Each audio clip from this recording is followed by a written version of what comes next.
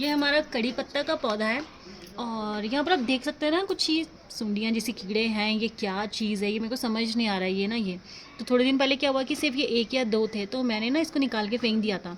अब ये वापस से हो गया, तो मेरे को समझ नहीं आ रहा है ये कि इनका क्या किया जाए। और वैसे देखो मैं तो अभी तो मैं इसको निकाल के फेंक रही हूँ, पर मुझे समझ नहीं आ रहा है कि कैसे जाएंगे ये, क्योंकि इससे क्या हो रहा है कि इससे क्या हो रहा है, इससे हमारे कड़ी पत्ते का पौधा ख़राब हो रहा है। अगर आपके पास इसका कुछ सॉल्यूशन है कि किस तरीके से हम अपने कड़ी पत्ते को बचा सकते हैं तो कमेंट में ज़रूर बताइएगा। अभी तो फ़िलहाल मैं इसे निकाल के फेंक रही हूँ। जैसे आप सभी लोगों को पता है कि मुझे गार्डनिंग का और फार्मिंग का बहुत ज़्यादा शौक है। शौक मतलब इंटरेस्ट है मेरे को बहुत अच्छा, मुझे मज़ा आता है उसमें ना। तो जैसे आजकल ये कड़ी पत्ता बहुत ज़्यादा पॉपुलर हो रहा है, बहुत ज़्यादा ट्रेंडिंग में है। लोग काफ़ी कुछ इस के बारे में कहते हैं कि आप इसके पत्ते खाएं तो आपको ये बेनिफिट्स मिल सकते हैं। तो हमारे पास भी एक छोटा सा कड़ी पत्ते का पौधा है जो ये है। इसमें से अभी हमने कुछ कीड़े निकाल के बाहर फेंके, उनके पत्ते निकाल दिए हैं। तो इसकी हम अब कटिंग करेंगे और कटिंग इस तरह से करेंगे ताकि इसके पत्ते और ज़्यादा घने हों बाद में, ठीक है। तो हम क्या करेंगे, इसको यहाँ से काट देंगे।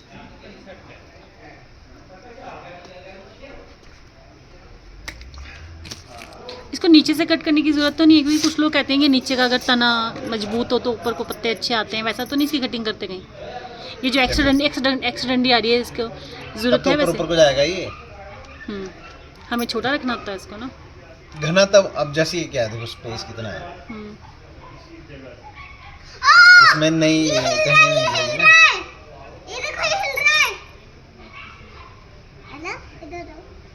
हिलने नहीं देना। ये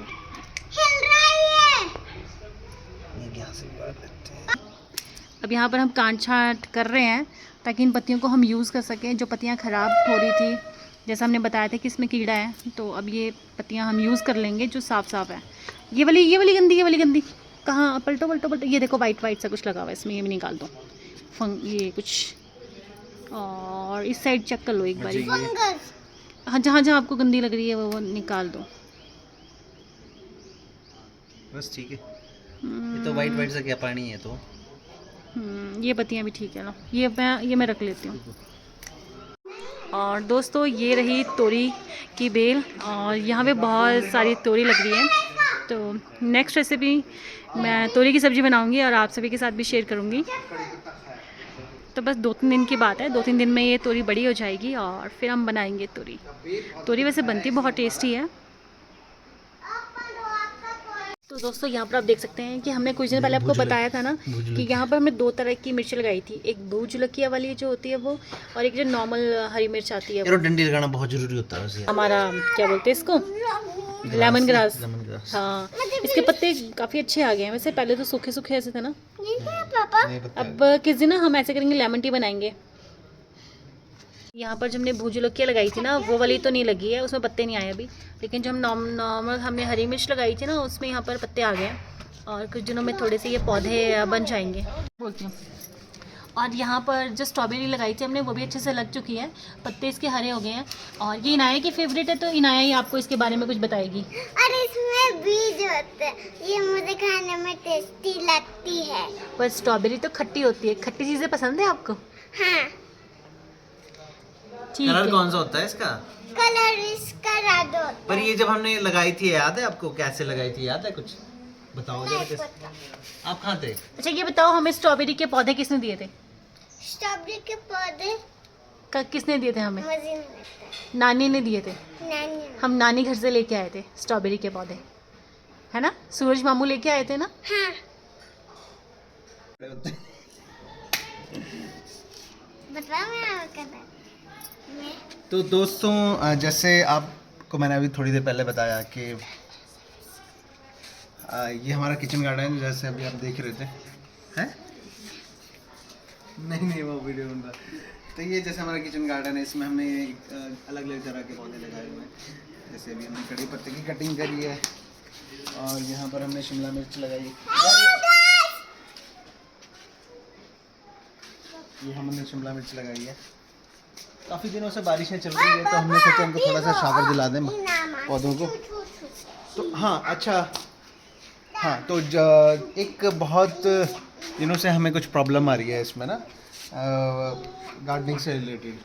गार्डनिंग से रिलेटेड तो क्या ये नॉर्मल भी रह सकते हैं, अगर आप गार्डनिंग नहीं भी करते होंगे शायद तब भी आपको ये प्रॉब्लम आ सकती है कि यहाँ कुछ बिल्लियाँ रहती हैं आसपास ना, जिनको लोग आसपास मतलब आसपास बिल्लियाँ रहती हैं कुछ।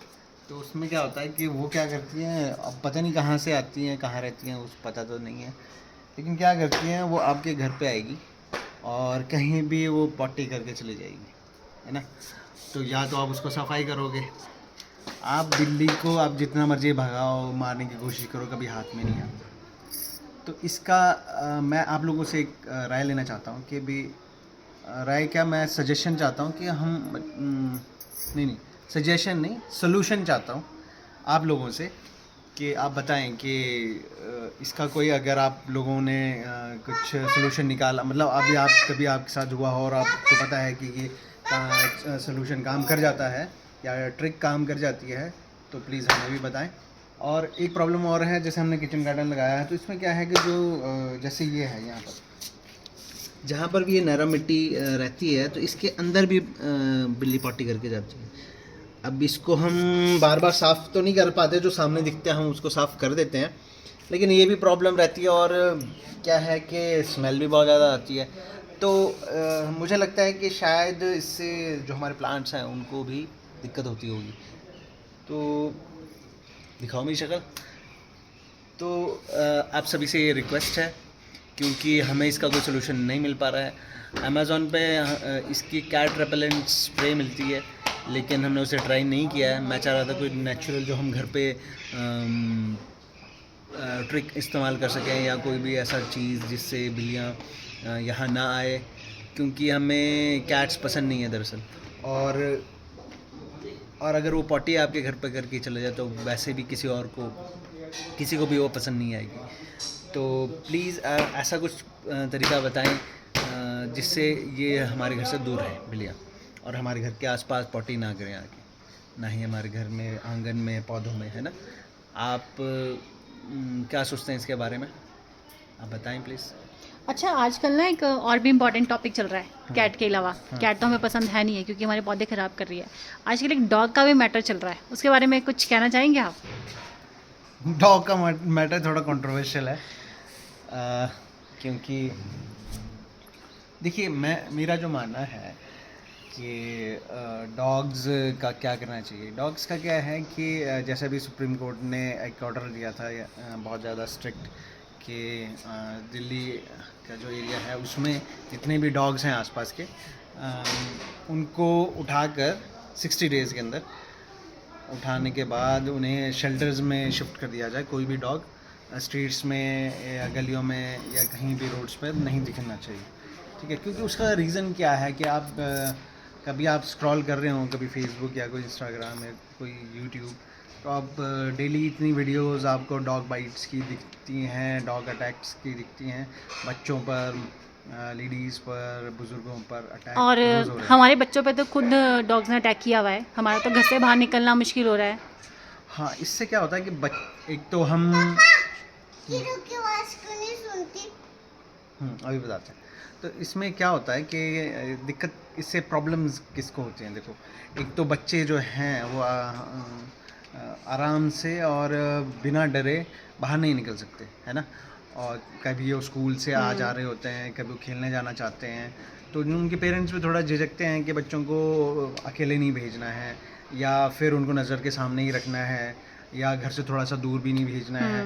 तो इससे बच्चों को काफ़ी ज़्यादा प्रॉब्लम रहती है। और दूसरी बात ये भी है कि डॉग की कोई गारंटी नहीं होती है कि खासकर स्ट्रे डॉग्स की, क्योंकि जो पेट डॉग्स होते हैं जो घर पे रहते हैं उनका तो ये होता है कि अगर आप उनके घर पे जाओगे तो ही अटैक होगा, लेकिन स्ट्रे डॉग्स का है वो किसी भी गली में से निकल के आपको अटैक कर सकते हैं।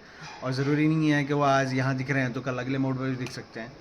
और अगर आपको डॉग, मान लो आपको वो काटने के लिए नहीं दौड़ता है या भौंकता नहीं है, तो ज़रूरी नहीं है कि आपकी फैमिली को वो छोड़ देगा, ठीक है। वो हो सकता है आपके बच्चों पर अटैक करे, आपकी वाइफ पर अटैक करे, आपके घर के जो माता पिता हैं उन पे अच्छा attack ये करे। बताओ ना, ये सब तो ठीक है, डॉग के बारे में पता ही है सभी को कि कैसे कैसे अटैक करते हैं। अब नॉर्मल आम इंसान क्या करे? अब सुप्रीम कोर्ट जो कह रहा है वो कह रहा है, बहुत से लोग उसको मान रहे हैं, बहुत से लोग बोल रहे हैं कि गलत किया है। अब हम जैसे नॉर्मल लोग हैं, हमें तो कुत्ते ने कई बार काटते काटते बचे हैं हम लोग, तो हम जैसे लोग क्या करें? मतलब मेरी तरह ऐसे और भी बहुत सारे लोग होंगे जो घर से निकलने से भी डर रहे हैं कि हाँ जी हमारे मोहल्ले में, हमारी गली में, हमारे हर मोड़ पे कुत्ते कुत्ते रहते हैं। तो अब हम क्या करें? मतलब मैं तो खुद मार्केट तक नहीं जा पाती क्योंकि रास्ते में कुत्ते मिलते हैं। देखिए ये थोड़ा सा कंट्रोवर्शियल मैटर हो जाएगा, अगर मैं इस पर अपने विचार रखना चाहूँ तो थोड़ा कंट्रोवर्सी हो जाएगी। तो मैं अभी फ़िलहाल तो नहीं इसके बारे में कुछ कहना चाहूँगा, लेकिन मतलब सभी को थोड़ा सीरियसली इस मैटर को देखना चाहिए। क्योंकि कुत्तों से खतरा तो है ही है, क्योंकि लोग मर रहे हैं, सबसे इम्पोर्टेंट बात है। जिन जिन लोगों हाँ, को दूसरी कुत्ते ने बात ये काटा है, ये लोग मर अगर रहे डॉग हैं। बाइट आपको हो जाए और गलती से भी आप जैसे रेबीज़ का इन्फेक्शन आपकी बॉडी में रह जाए तो 20 साल बाद भी वो इफेक्ट में आ सकता है और उससे आपकी जान जा सकती है। बहुत सारे अभी न्यूज़ में और सोशल मीडिया पे और लोगों से हमारी बात जो जनरली होती है, उसमें क्या हुआ कि बच्चे या किसी को काटा और इंजेक्शन भी लगा लिए रेबीज़ प्रिवेंशन के लिए, लेकिन क्या हुआ कि थोड़े दिन बाद ही उससे रेबीज़ का इफेक्ट आने मतलब लगा। मेरे ख्याल 2-3 दिन के बाद हम वीडियो देख रहे हाँ। थे। तो और फिर वो बच्चे को मतलब उसकी डेथ हो गई। तो बड़ा मतलब अफसोस है। ठीक है, जानवरों को प्यार करना चाहिए, उनमें भी जान होती है, लेकिन मैटर ये है कि इंसानों को भी तो थोड़ा, इंसानों के लिए भी तो सोचना चाहिए ना। अगर हम कुत्ते के बच्चों के लिए सोच सकते हैं तो इंसानों के बच्चे के लिए कौन सोचेगा, है ना? तो थोड़ा देखना चाहिए, उनका डॉग्स का भी ध्यान रखना चाहिए, लेकिन थोड़ा सीरियसली सोचना चाहिए। तो आपकी क्या राय है इस टॉपिक के ऊपर? कमेंट में ज़रूर बताइएगा। हाँ, तो प्लीज़ आप अपनी राय रख सकते हैं कि क्या करना चाहिए। और जो मेरी राय है वो थोड़ी कंट्रोवर्शियल है, तो मैं अभी नहीं देना चाहूँगा।